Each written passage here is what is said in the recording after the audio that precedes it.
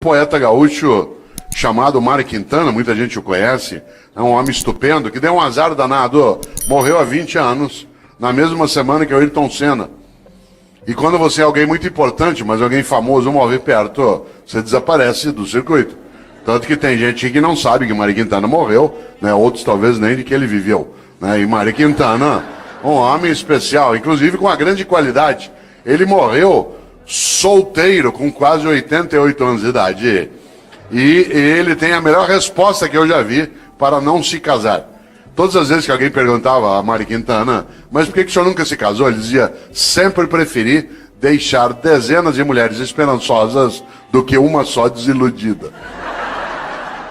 Que é um argumento ecológico, é um argumento que nos ajuda, né, a pensar um pouco. Pois bem, Mário Quintana tem uma trova especial. Ele disse, um dia pronto, me acabo, seja o que tem de ser, morrer que me importa, o diabo é deixar de viver. Olha só, um dia pronto, me acabo, seja o que tem de ser, morrer que me importa, o diabo é deixar de viver. E quando que você e eu deixamos de viver? Quando a gente tem uma vida pequena, banal, fútil, inútil, superficial. Afinal de contas, nós somos mortais. Isso significa que nós não temos a eternidade para ter uma obra que honre uma vida para que ela não se apequene. No livro Qual é a Tua Obra, aqui mencionado, que aliás dá título a esta palestra, eu menciono também, né, um autor britânico do século XIX chamado Benjamin Disraeli. Benjamin Disraeli foi inclusive o primeiro-ministro da Rainha Vitória. E Benjamin Disraeli diz o seguinte, a vida é muito curta para ser pequena. A vida é muito curta para ser pequena. Já basta que ela curta seja para que eu consiga apequená-la de algum modo. E quando a gente apequena uma vida que já é curta, quando a gente tem uma vida banal, fútil, inútil, superficial, morna. Interessante. Nós temos hoje aqui um grande grupo de homens e mulheres que no campo do município ou do estado atua na atividade pública, isto é servidor.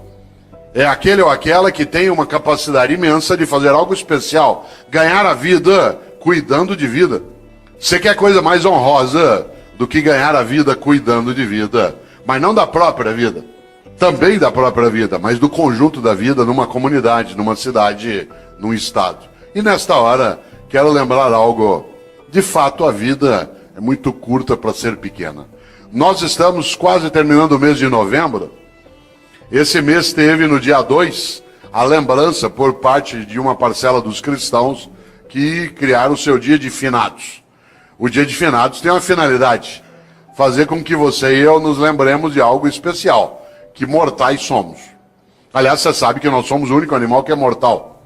Porque embora todos os animais morram, nós somos o único que, além de morrer, sabe que vai morrer.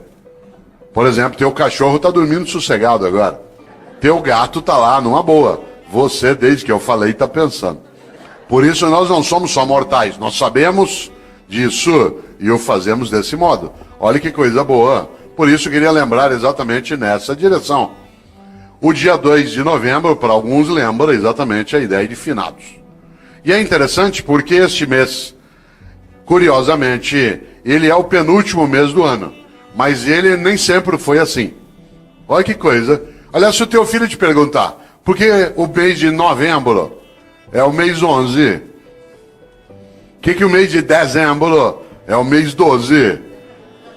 O que você vai responder?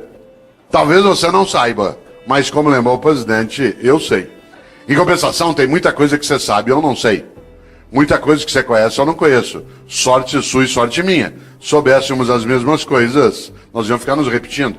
Ainda bem que você sabe uma coisa, eu sei outra, a gente troca e cresce. Vida é isso. É a capacidade de partilha. Parênteses, dentro do parênteses, partilha. Vida é partilha. Homens e mulheres que não sabem partilhar não têm uma vida que possa ser tão elevada. Afinal de contas, uma vida que tem abundância é aquela em que há partilha. Exemplo, nós nos aproximamos da lembrança do Natal para algumas pessoas.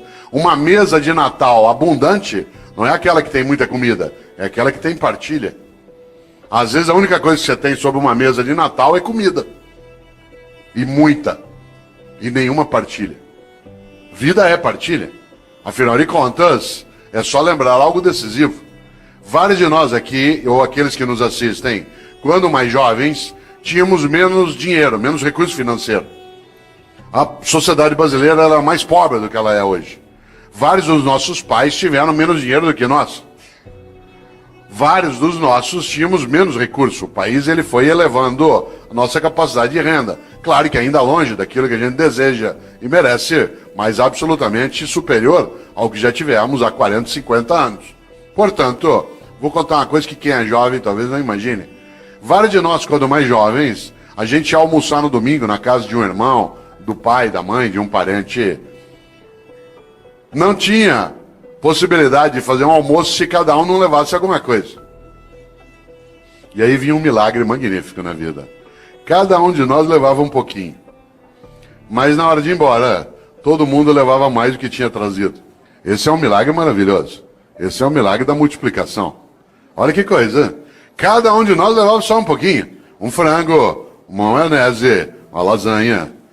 Mas na hora de ir embora, depois que você juntava e todo mundo comia, sobrava. E cada um levava para casa mais do que tinha levado para o almoço. Nós temos essa condição em qualquer cidade, em qualquer comunidade, em qualquer família, no planeta. Claro. Nós só não o fazemos no dia a dia porque uma parcela ainda tem uma ética absolutamente individualista, exclusiva, malévola, deletéria, destrutiva, predatória. Aliás, alguns acham que a regra na vida é cada um por si, Deus por todos. Mahatma Gandhi nos alertou sobre isso. Ele disse um dia, olho por olho, uma hora acabamos todos sem enxergar. E essa é uma coisa séria. E aqui na sala, quem não enxerga sabe muito bem o impacto que tem, né? Que não enxerga com os olhos, né? Que enxerga com os ouvidos ou com os dedos. Sabe o impacto que isso tem, né, no nosso cotidiano. Por isso, cautela. A lógica do olho por olho, ela é arriscadíssima. E se a gente observa, nós temos uma coisa séria, né, que é a nossa incapacidade, às vezes, de pensar na nossa mortalidade. Por isso, volto. Por que o mês de novembro é o mês 11? Por que o mês de setembro é o mês 9? Talvez algumas pessoas não saibam, mas até o século I a.C., até o século I a.C., no mundo romano, o ano se iniciava em 1º de março. O ano se iniciava em 1º de março. O primeiro dia do ano era 1º de março. E o último era 28 de fevereiro. Por isso, quando o ano se iniciava em março, setembro era o mês 7. Outubro era o mês 8. Novembro era o mês 9. Foi Júlio César que alterou o calendário e colocou janeiro e fevereiro no início do ano, produzindo alguns distúrbios. Um deles que o segundo mês do ano passou a ser um mês mais curto. E antes ele era o último, servia para ajustar o calendário. O segundo distúrbio é que parte dos meses o nome perdeu o sentido. Novembro virou mês 11. Olha quanta coisa inútil você não sabe. Mas eu sei. E eu partilho contigo, agora você sabe também. Olha que coisa boa. Pouco a pouco o mundo foi adotando o dia 1º de janeiro como o primeiro dia do ano. O único país do mundo em que o ano continua começando em março é o Brasil.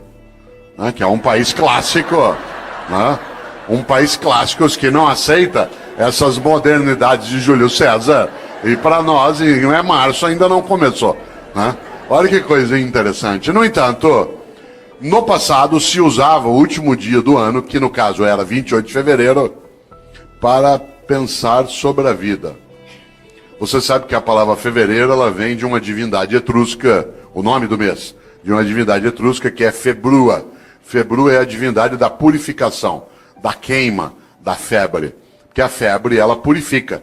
Isto é, ela faz com que haja a anulação daquilo que não serve e a proteção daquilo que serve. Nesta hora, quero lembrar algo. Os antigos, no mês de fevereiro, usavam o final do ano para pensarem sobre o que tinham feito e o que deveriam fazer. Nós passamos a fazer isso com dezembro. Quando se aproxima 31 de dezembro, alguns e algumas têm o hábito de pensar naquilo que fizeram. Isso é típico de algumas religiões, entre elas o judaísmo, o islamismo e o cristianismo, que tem uma ideia muito forte na vida. Tenha você ou eu religião ou não, há uma questão séria nessas religiões. Elas têm uma coisa chamada juízo final. Na crença dessas religiões. O que me assusta na ideia de juízo final não é o fato de ser final, mas o fato de ser juízo. Que na crença dessas religiões, insisto, acredite você ou não, essa é uma questão tua privada, há algo decisivo. Elas acreditam que ao final da tua existência, a divindade vai te chamar no canto e falar, vem aqui para um particular. Seguinte, durante a tua vida, por que fez o que fez? E por que não fez o que não fez? Aliás, por que fez o que fez do modo como fez? E por que deixou de fazer o que deveria ter feito? Essa é uma pergunta séria. Algumas pessoas na vida não esperam o dia de juízo final para meditar sobre isso. Vão fazendo durante a própria vida. Pois bem, os cristãos construíram, a partir da influência judaica, uma percepção. E essa percepção ela se consignou na ideia também de juízo final no último livro da Bíblia dos cristãos, que é aquele que fala do fim, que é o livro da Revelação ou o livro do Apocalipse. Quem aqui tiver uma Bíblia cristã, dê uma olhada um dia. Esse livro é um livro terrível. Ele não é terrível porque é horroroso, mas porque ele traz algumas coisas para meditar. E se você observa, lá no livro do Apocalipse, no capítulo 3, versículo 15 e 16, os cristãos escreveram: Deus vomitará os mornos. Deus vomitará os mornos. Aliás, a frase completa é: porque tu não és quente nem frio, hei de vomitar-te. Olha que frase forte. Conhece gente morna? Gente que não é quente nem fria. Gente que é mais ou menos. Que é quente ou frio não, que não cheira nem fede. Sabe gente morna? Morna no trabalho, morna na comunidade, morna na prefeitura, morna na câmara, morna na escola. Morna. Não é quente nem fria. Gente que não tem compromisso, que não cheira nem fede. Mais ou menos. Mais ou menos compromissado, mais ou menos competente, mais ou menos servidor, mais ou menos religioso, mais ou menos político. Mais ou menos. Sabe gente morna? Que não cheira nem fede. Deus vomitará os mornos. Sabe aquela pessoa que é morna? Morna no casamento. E aí, como é que tá o casamento? Tá ruim com ele, pior sem ele. Morna na comunidade. E aí, como é que tá o debate em Campinas sobre a política? Vamos levando, né? E aí, lá na prefeitura, vamos ver o que dá, né? E a escola, como é que tá? Não sei, vamos ver. Falta pouco para eu aposentar. Deus vomitará os mornos. Gente que é morna na amizade. Você vai apertar a mão dela, com licença, ela dá só a pontinha do dedo. Você aperta aquela minhoca desmilinguida. Você vai abraçar, a pessoa abraça meio de lado, meio parece que tem nojo. Sabe gente que economiza afeto? Pessoas que esquecem que afeto e conhecimento é uma coisa que se você guardar, você perde. Afeto e conhecimento, guardou, perdeu. A única maneira de ter afeto e conhecimento é repartir. Gente que é morna na cidade, morna no casamento, morna no serviço público. Morna, não é quente nem fria. É morna na religião. Conheço gente, por exemplo, que vai a um culto ou a uma missa. Um dos meus sobrinhos é pastor presbiteriano aqui em Campinas. E às vezes a gente brinca, né, sobre isso, curiosamente. Porque tem gente que vai a um culto ou a uma missa e escolhe o horário da missa, por exemplo, pelo tamanho rápido que ela tem. Se eu vou à missa das 10, naquela igreja que o padre faz uma missa rapidinho. Então vai para quê? Ou você acha que teu Deus é tonto? Você chama ele de todo poderoso e ele não sabe que você escolheu uma missa curta. É um Deus palerma. Atenção. Deus vomitará os mornos. A vida é muito curta para ser pequena. Já basta que ela curta seja para que eu consiga apequená-la de algum modo. E quando é que você e eu apequenamos a vida? Como eu disse, quando ela é uma vida superficial, banal, fútil, inútil. Eu cortei ela no dia que eu me for. E eu me vou. E você também. Mas eu não quero ir. Eu quero ficar. Lamento. Só tem um jeito de ficar. Se você fizer falta. Eu tenho um livro chamado Viver em Paz para Morrer em Paz. E nesse livro eu faço uma pergunta na capa que eu queria fazer ela aqui agora. A pergunta é: se você não existisse, que falta faria? Não pense nisso numa sexta-noite após beber um pouco.